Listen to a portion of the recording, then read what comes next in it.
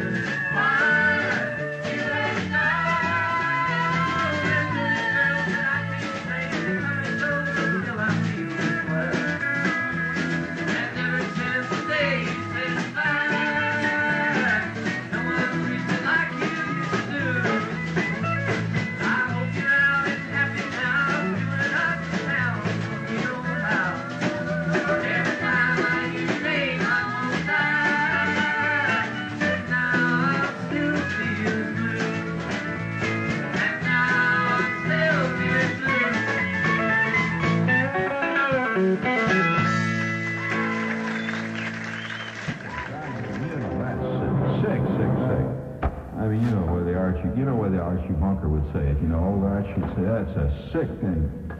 Oh, that's sick. Oh, it makes me sick to my stomach. You hear that? My stomach. Way down where the Alka-Seltzer don't reach.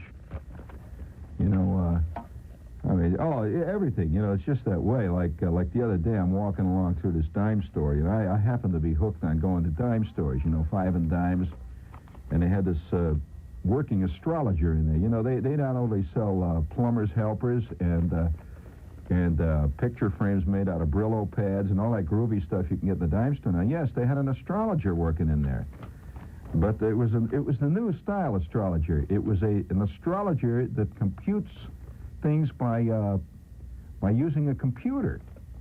Of course, the old-fashioned astrologers sat around and had one of these pointed hats, you know, with the moons and all that stuff, and used powdered bats' wings and jazz. But the new one had this fantastic computer, and the computer was beautiful. It was you know what flocking is? You know what is it? Flocking. Flocking has nothing to do with birds. And the term flocking I'm using has nothing to do with obscenity. This is a, you know, it's a bad scene. But no, it was flocked. You know, it had purple fur on it. See, it was kind of nice. And it had all these little green eyes going away, and it had computer digits, you know, go boop, boop, boop, boop, boop, boop, boop, and 7, 8, 9, boop, boop, boop, boop, boop, boop, boop. And I was standing over there and enjoying the whole thing, see? So this guy's giving me the pitch. He says, come on over. He said, who knows what mystery lies in the stars?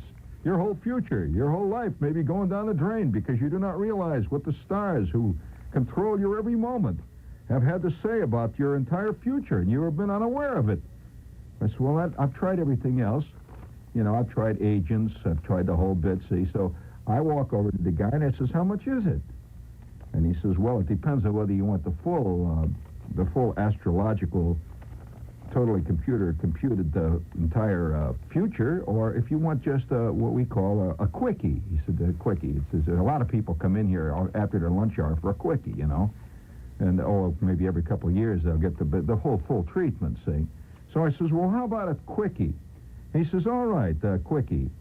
Okay, he said, here, fill out the card. Well, of course, the card says, what's your name, what moon you were born under, what star, what ding-dong you were born under, you know, what phase of the universe or whatever, all that jazz. See, so I was kind of stumped on that because my mother never really told me what the phase of the moon was when I was born. So I faked it, you know. I wrote, you know, a few things down.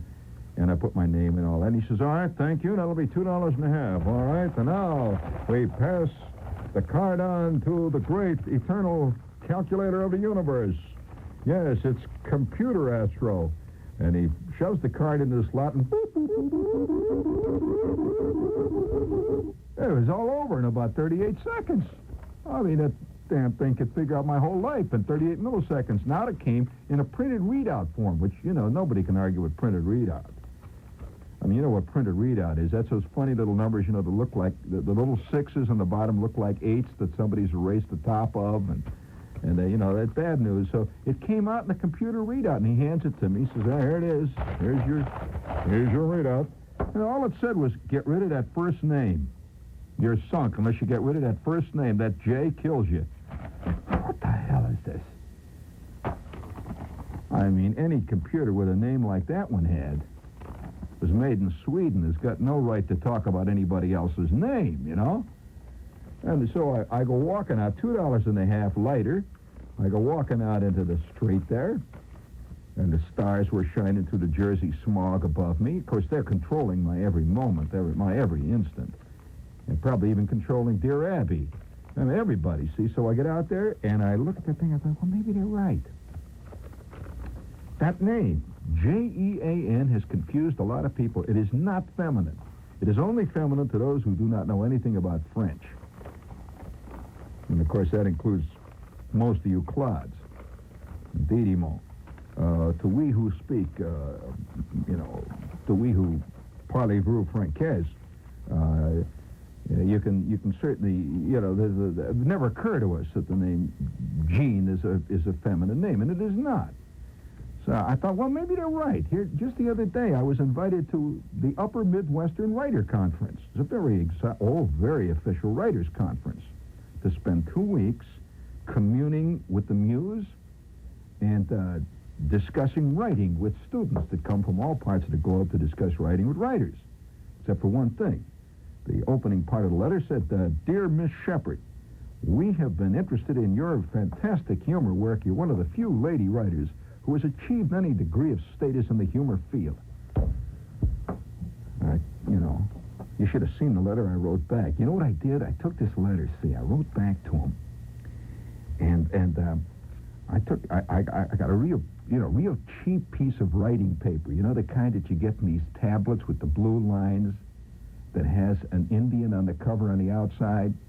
You know, that real cheap paper, see, and I wrote it in a pencil with you know, I got a stub penny pencil, the kind that is half scratch and half round.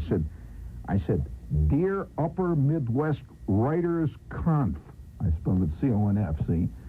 And I erased part of it, see, with the top of the eraser, which was really not an eraser, but a piece of dirty plastic, which just rubbed it all over. It says, as a man, I am interested in your conference because you said I write like a person who has written real good stuff in the humor field, period.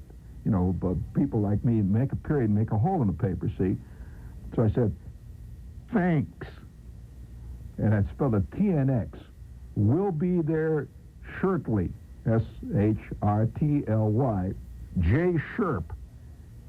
And at that point, I spit on it with tobacco juice, see? And I took it down, took out my cleats, see, and ran over it a couple of times like I'd slid into second base with it, see? Then I put it in an envelope, crumpled it all up, and I took a cigar butt. See, and I ran, that brown juice that comes off a cigar butts on the end. See, I dripped a little bit of it on the top where the stamp goes, see? And I put this real gooey stamp on it with the cigar juice sticking out from it. And I wrote Upper Midwest Conf, the Midgie Min. And I purposely sent it in a 4-cent stamp. See, it's actually an 8-cent letter, see? So they'll get it, and I'll have to pay the extra postage. Computer. Hey, speaking of computers, may I read? Do you have a little cheap background music for me? I know the one I gave you there, the one that one, a little cheap background music, please. And I'll give you the cue, please. Guy sent me a poem.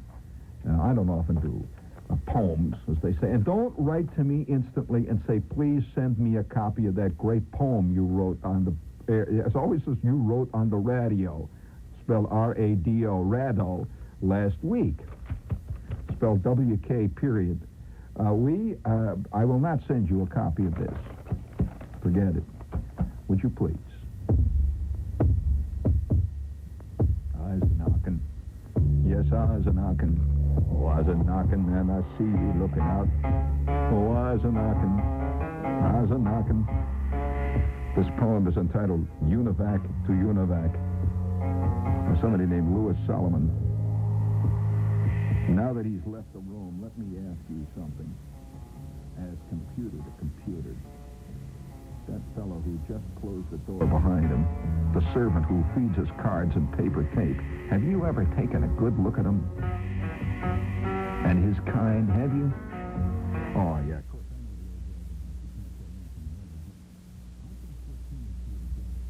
The next machine, and it all adds up to anything but a joke. I grant you they're poor specimens in the main. Not a relay or a push button or a transistor, properly so-called in their entire system.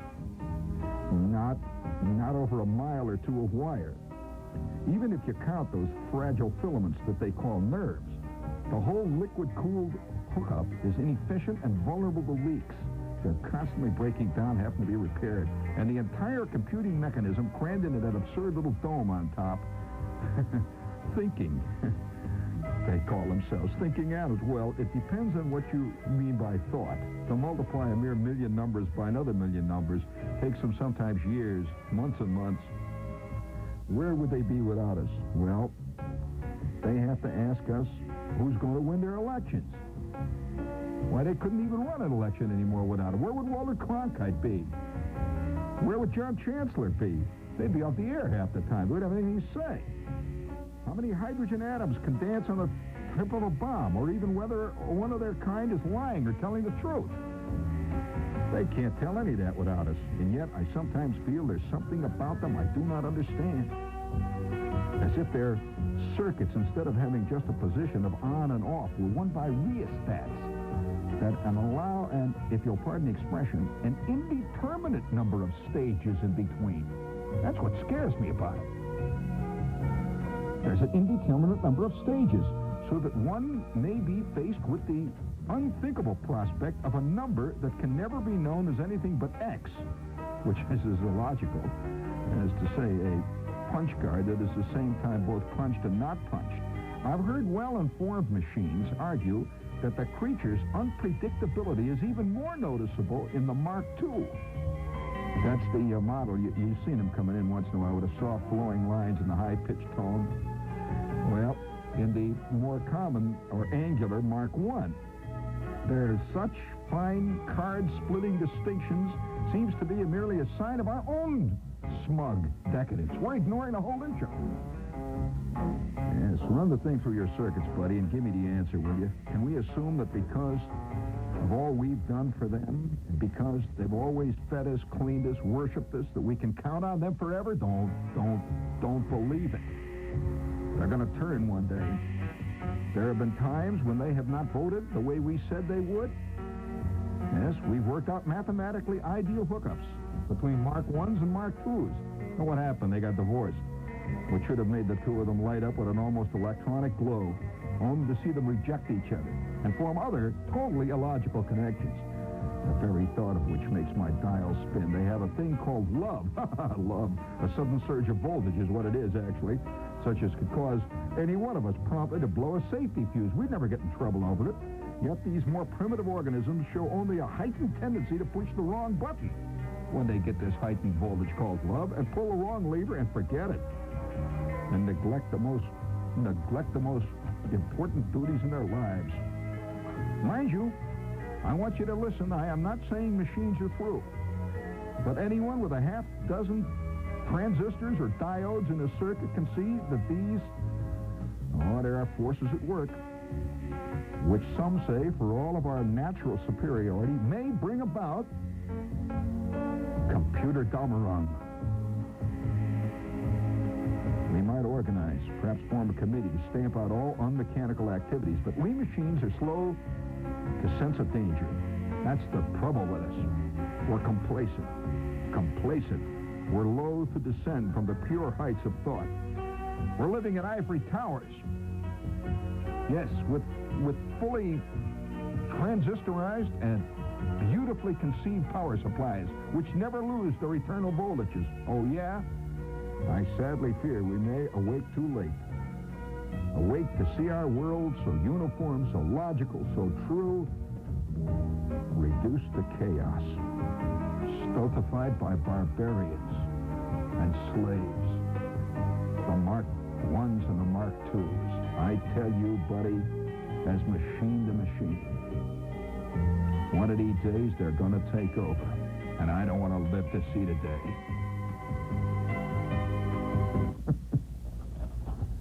Bad news. Now look, now the character that I played reading that poem, how would you see that computer? What kind of a computer was it? Was it a Lloyd Nolan computer? Or a Broderick Crawford computer? Yeah, the pink pad. Pink pad means tough, and I know tough. And if there's anything tougher than our sales department, I'd like to see it. Pink pad or blue pad. Hit the tough button, please. Yes, sir. Right now, General Tire is having a pre-4th of July sale on the famous General Jet White Wall tire. Does that list say Portnoy? Is it the Portnoy we all know and love? Is it Portnoy, the one that has the skin trouble? The acne on the sole? By George. Portnoy's complaint. There's going to be a lot of talk. Portnoy's complaint. Some book, some movie. Rated R. That's all. I'm going to show him. I ain't going to talk. Ain't going to say nothing except to say that the world premiere is now at the Criterion and the Beekman Theaters. Bring to you as part of our public service programming a salute to the American of the Week, please.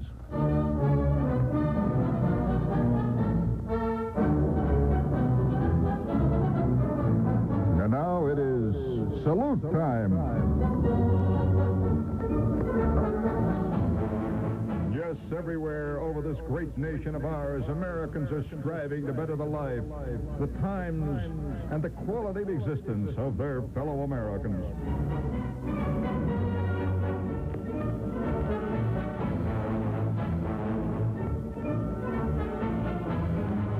Now, tonight, we are going to salute the American of the Week, Tilly Spetgang of Cherry Hill, New Jersey.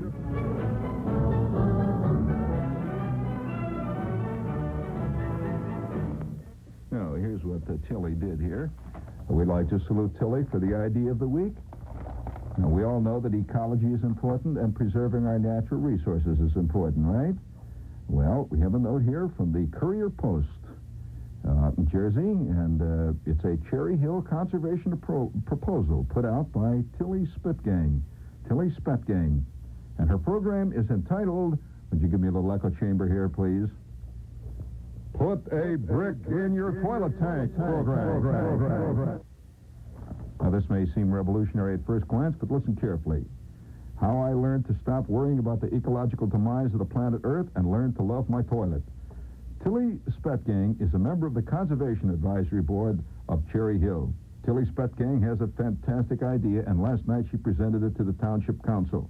If successfully carried through, she claims, her idea would result in 1, the saving of 34 million gallons of water a year in the shrinking supply of drinkable water. 2, the reduction in water volume intake by the same 34 million gallons in Cherry Hill's, quote, drastically overloaded sewer facilities. The opportunity for every individual, quote, though a small action to help change the larger picture. First of all, here's what you do. This is Tilly's revolutionary concept, and everybody can do it tonight right in his own house. First, everybody get a brick. A brick, a brick. That's right, a regular 2x4x8 jobby, little brick. And by the way, Tilly Spitgang, Mrs. Spitgang, held one up in her hand last night before the board to show what a brick looked like. Many of them hadn't seen one for years. So she got a regular brick and held it up. And we quote her, "There are 17,000 homes in Cherry Hill, most of them containing at least 2 toilet tanks. And basing our figures on 2 adults and 2 children in each home, with an average of 20 flushes of water for the whole family each day, by displacing water with a brick, which you put in the tank, our township could conserve 94,000 gallons of water a day. Yes, we could flush away our ecological problems."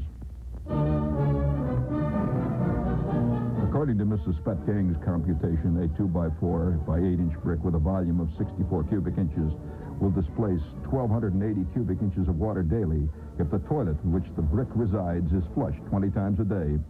Over a year, the figure jumps to a respectable 34 billion gallons of water. As a community, Mrs. Spetgang suggested we could distribute bricks, perhaps with colorful slogans written on the side of them by the Girl Scouts or the Boy Scouts or environmental groups and civic associations and the like. Yes, put a brick in your John, and you put a spike in the ecological problems of the world.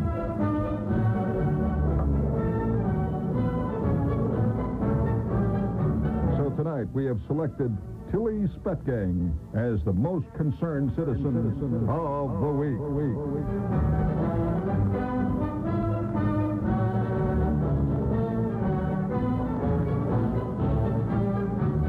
Very good. That was nice. Although there was one fly in the ointment. One fly in the ointment, one of the guys who was sitting on the council, he thought about this, and he thought that's not a bad idea, see? One of the councilmen, however, threw cold water on the whole idea. And according to the councilman, Mr. Morgan, he conducted private experiments and deduced that by bending the float in the toilet, one can achieve the same displacement effect caused by a brick. Little float. So, well, I want to tell you this.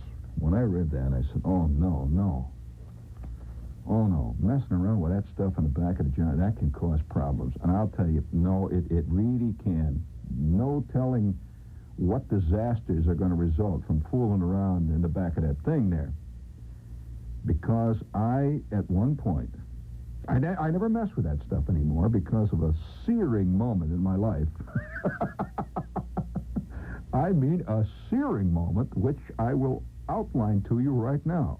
This is a story I have never told due to its, I suppose you might say scatological implications, due to the fact that it deals with real life, and due to the fact that it could probably, traumatize you because it affects you. Once you've been turned upon by what apparently was a benign thing, you never look the same at it any longer.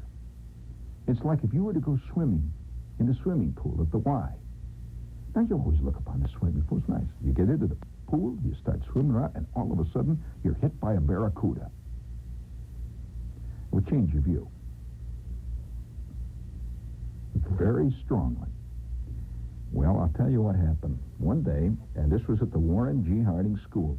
Now, I'm not, I have no vested interest in the old days, none whatsoever. No more than anybody else has. We all have them. I have no vested interest in childhood. We all had them. I have no ventures, except to say that as we grow, as we go through those tissue paper thin stages in our existence, we can never turn back for the things that happened to us at that time. That's according to Dr. Sigmund Freud. Do you agree? All right. It'll come out. Don't worry. You think you've outlived it, huh? Well, let me tell you. I read about Tilly's experiment with the brick. I can see her making the experiment at home,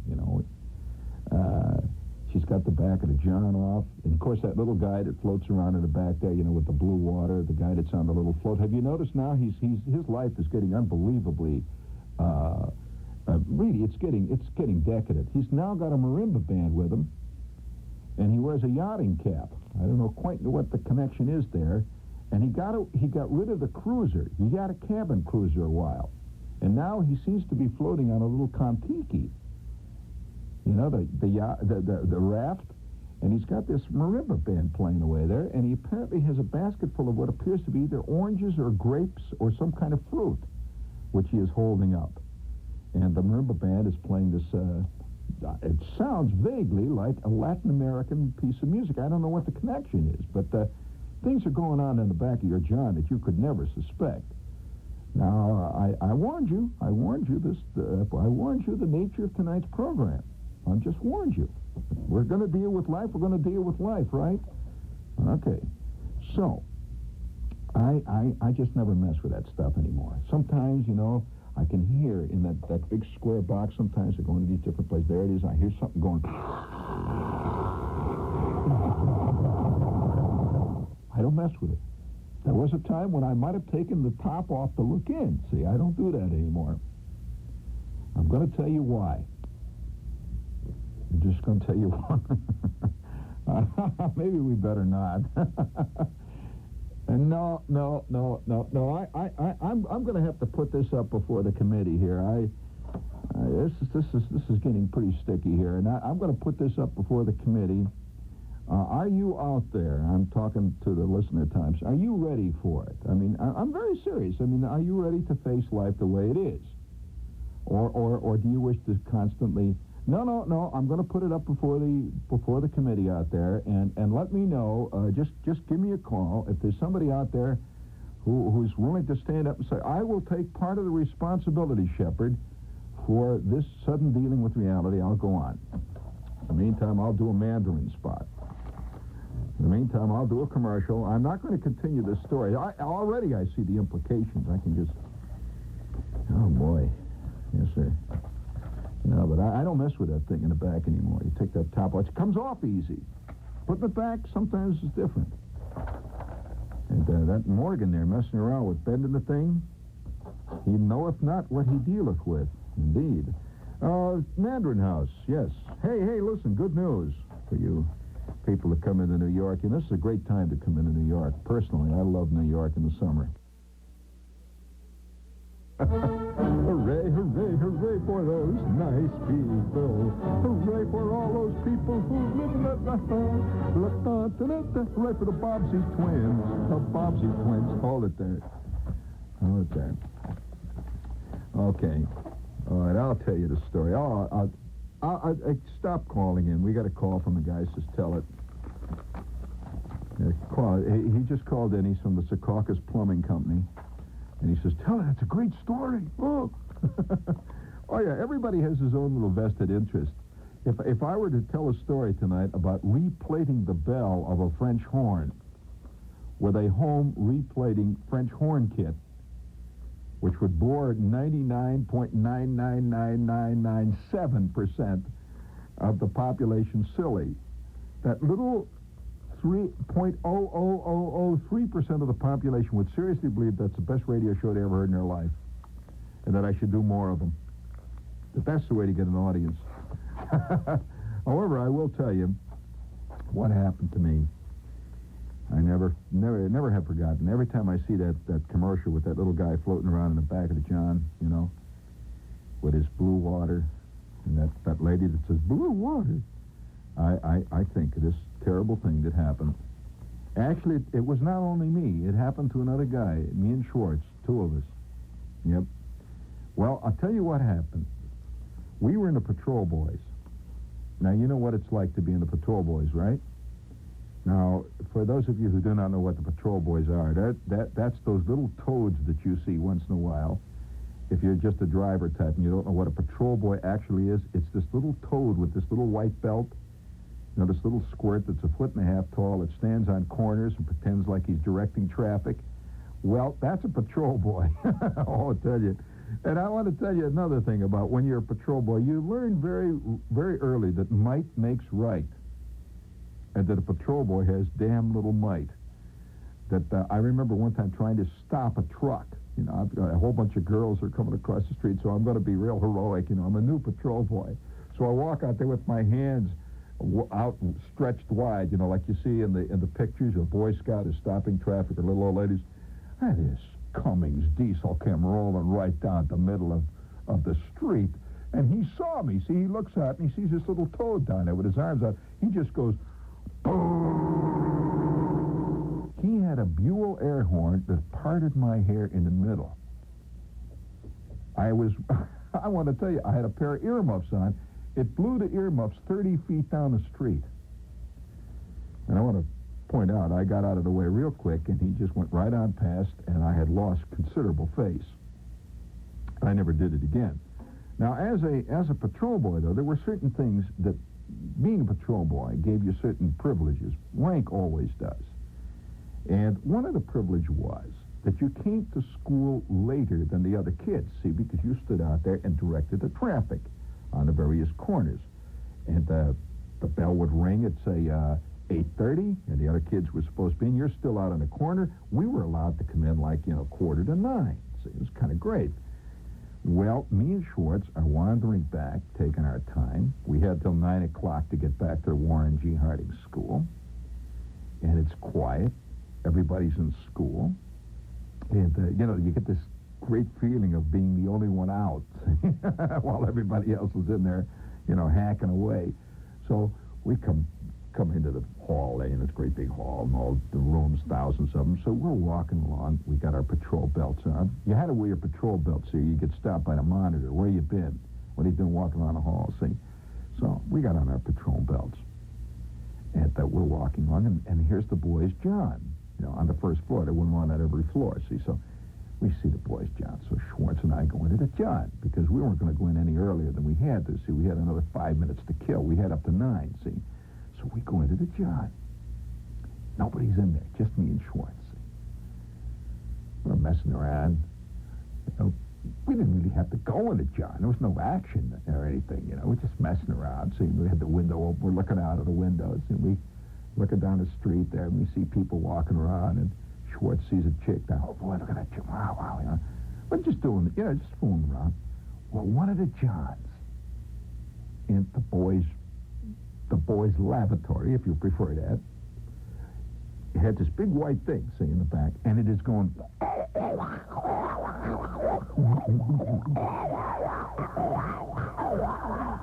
It's making that sound, see? So, Schwartz says, gee, listen to that thing.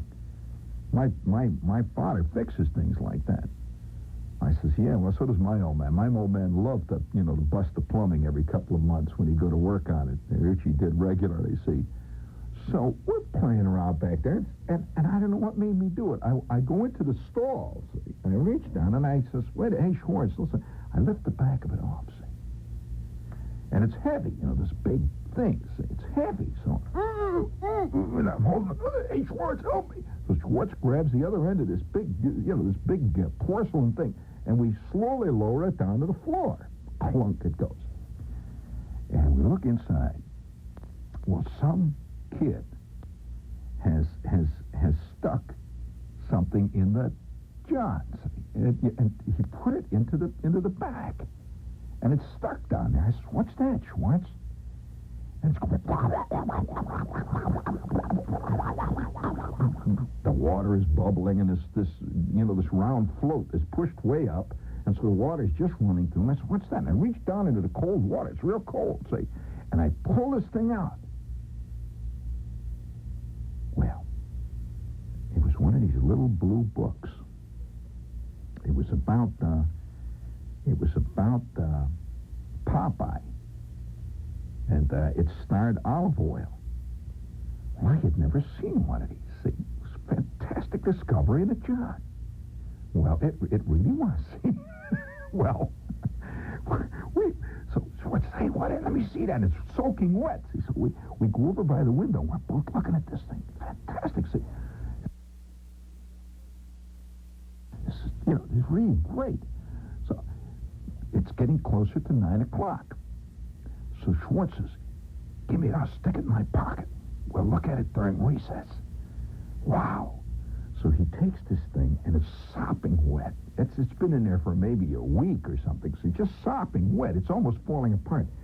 And he sticks it in the pocket of his jacket. Now, what kind of a jacket did he have? You know these poplin jackets, these light tan poplin jackets with the slash pockets? Well, that's what he had on. See, and he sticks it in the slash pocket. Well, remember, it's soaking wet. So we start to leave, and then Schwartz says to me, hey, wait a minute. We got to put the top on. So I says, oh, yeah. See, in the meantime, the John is slowly beginning to fill up, which we do not notice at first. So I take the one side of this thing, and Schwartz takes the other side, and we start lifting it up. And then all of a sudden, the back of this thing and the John itself overflows.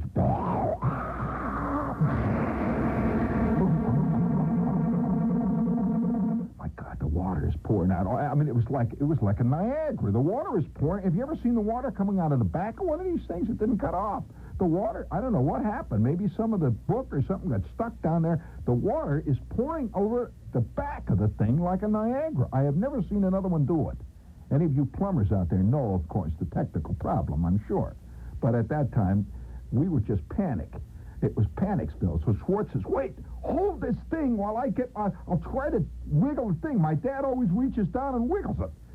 So I now got the top of the thing, and I'm struggling. My legs are bowed. This thing is so heavy. Schwartz reaches down, and it was so deep that I could just see one tip of Schwartz's ear. He's literally diving underwater. And he's going... Schwartz comes up... I can't do it. It's like 30 seconds to 9. I said, well, Schwartz, help me. And he grabs the other side of the top. We're going to just fake it, put it on the top and run like hell. We get it on top of this thing, and the water is pouring over, and it slipped out of our hands, and boom! Oh, my God. We busted the top of the John into 4,000 pieces. Have you ever dropped one of those things? Well, there was nothing we could do but to try to get the hell out of there as fast as we could. Schwartz says, let's get out of here. I says, okay, Schwartz. And zap, he goes through the door. Zap, I go through the door. We got about 20 feet when Mr. Harris spotted us. He had heard the crash. He says, where are you kids going? I don't know where he came out of. All of a sudden, he just appeared out of the broom closet. He said, wait a minute, hold it, you kids. Where are you going? Now, what happened in there? What were you doing? I turned, I said, nothing. Nothing. And the water started to come from under the door. He said, all right, let's go. He grabs me, he grabs Schwartz, opens the door, and the water is all over the floor. The busted pieces of the John. He said, all right, come on, let's go with me down to the office. Let's go. All right. Silent. We walked down to the office. We had a lady principal. And this is an important side issue. A lady principal, Miss Norton, who all through the years that I saw Miss Norton work, all the years that I was in the Warren G. Harding School, wore the same purple dress. And we're standing before Miss Norton. And Mr. Harris says, I don't know what it is. They broke the back of the plumbing fixture in the boys' room. I don't know what they were doing. I don't know what Miss Norton, why she saw this. Her next line was the following line, which still rings in my ears. She says, "Oh, what have you got in your jacket pocket?"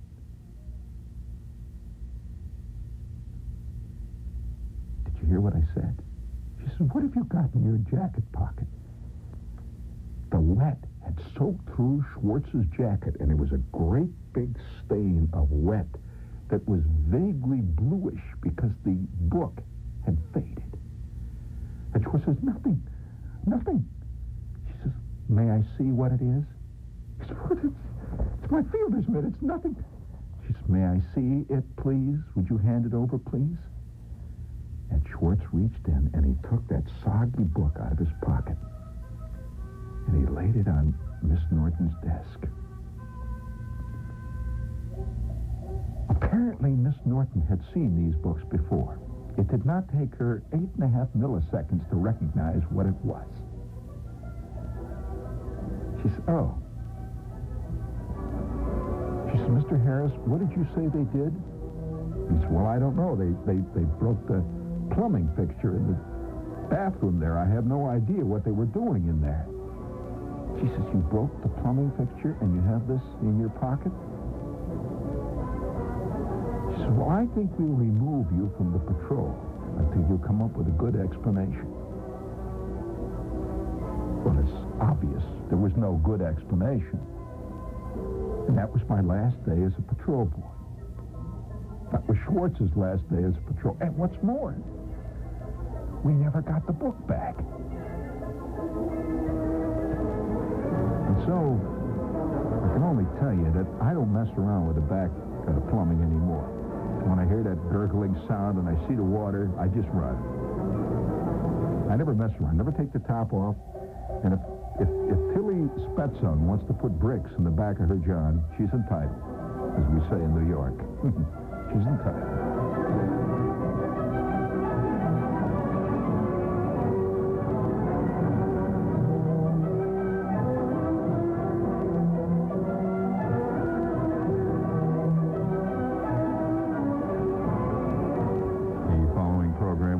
Produced by the Babel Corporation and is for use only for your entertainment value.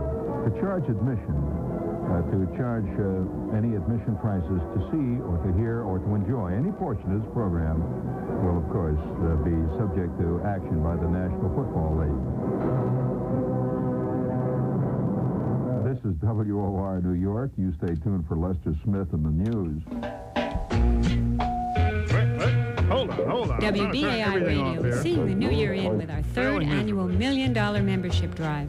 And once again, we'll be counting on you to make it a success. Starting Monday, January 12th, we'll be needing volunteers to come in and answer phones and take the pledges of support from the thousands of listeners who keep WBAI on the air. If you can spare an hour or two or more, please come to our studios at 505 8th Avenue on the 19th floor anytime between 7 a.m. and 12 midnight from January 12th through the 29th. Or call 212-279-0707, extension 122 for more information. Don't miss this opportunity to meet your favorite on-air personalities while you help support your community radio station, WBAI 99.5 FM.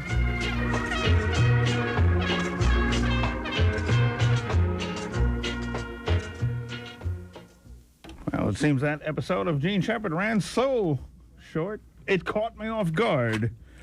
Well, for those who are calling in demanding to know the date, it says here March 17th, 1972, the gurgling toilet disaster. March 17th. Is that St. Patrick's Day? Well, it's right around there anyway. At any rate, that courtesy of my pal Pete, who will be getting an email from me very shortly. Oh, yes, the monthly new supply of Gene Shepard tapes right here. A compilation of commercials. Maybe we'll listen to that next week as part of our giant $1 Million marathon. At any rate, it's 5:56 and 1/2 minutes in the AM at WBAI in New York. This has been Mass Backwards. I'm Max Schmid. And as far as I know, the next time I will appear on these airwaves is 1 week from this morning. The golden age of radio is preempted this week, and for all I know, the week after, depending on whether I believe my erstwhile department head, Mr. Matthew Finch, or the computer printout down in the tally room.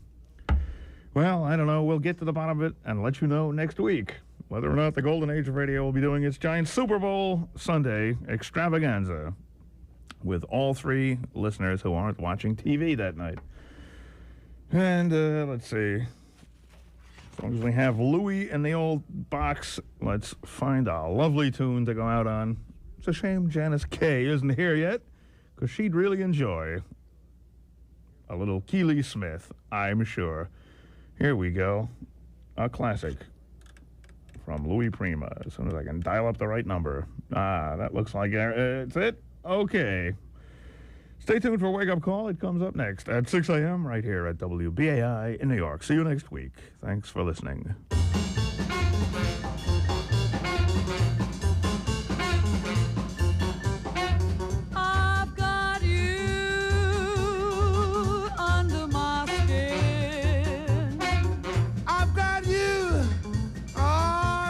In the heart of me,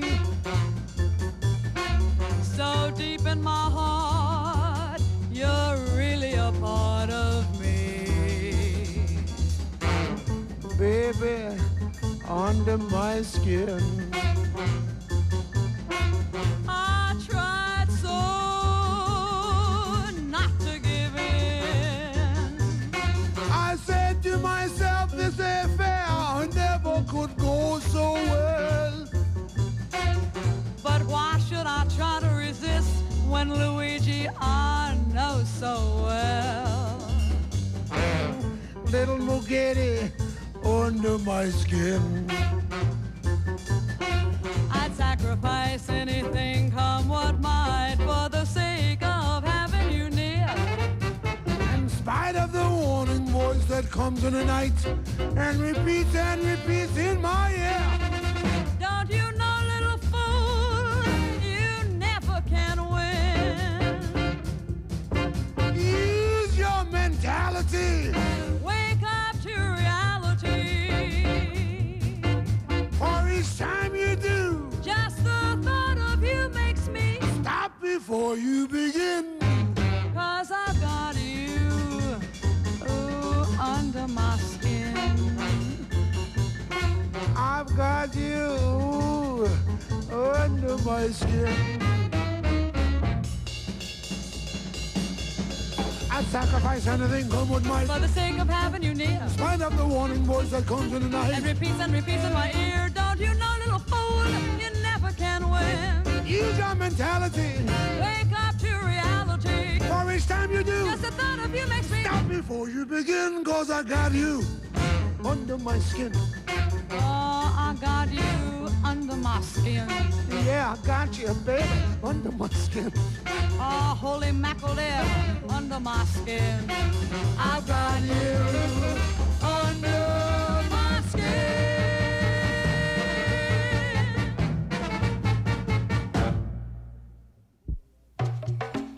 This is Mike Levine, WBAI's 25-year veteran federal undercover agent, host of the Expert Witness Show. On Tuesday, January 13th, we have a special 4-hour fundraising edition of the Expert Witness Show from 7 to 11 p.m. that you're not going to want to miss. You're going to travel along with me like a fly on the wall during a dangerous international deep cover investigation that will reveal to you some of the CIA and DEA's deepest, darkest secrets. How the bodies of GIs killed in Vietnam were used to smuggle heroin into the U.S. How South American street kids were used for mind-controlled drug experiments. You'll also hear how to detect any scam artist before they walk away with your money and your wife or your husband. And what's more, how to turn a scam around and con a con man. So don't miss it. The Expert Witness Show, January 13th, 7 to 11 p.m. on WBAI 99.5 FM in La Gran Manzana. Pictures are falling in and out of the frame, singing good and evil, good and evil.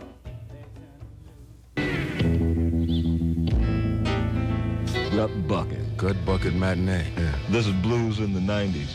This is Tom Mitchell's. I want you to tune in for the Gut Bucket Matinee. Yeah. Maybe we can all feel better. I'm just good. I didn't need to listen to blues or something to make me feel Well, you got to pull yourself together long enough to let them know when to tune in. Hey, how about Saturdays? What time? 3 Uh-huh. to 6. Oh. Blue all up in there. Oh, good God. 3, 4, 5. Then we got Liquid Sound Lounge at 6. Oh. That's only on 99.5. FM. Here in New York. WBAI. Gut Bucket. Matinee. The blues, man. If it don't kill you, it'll make you mighty, mighty mad.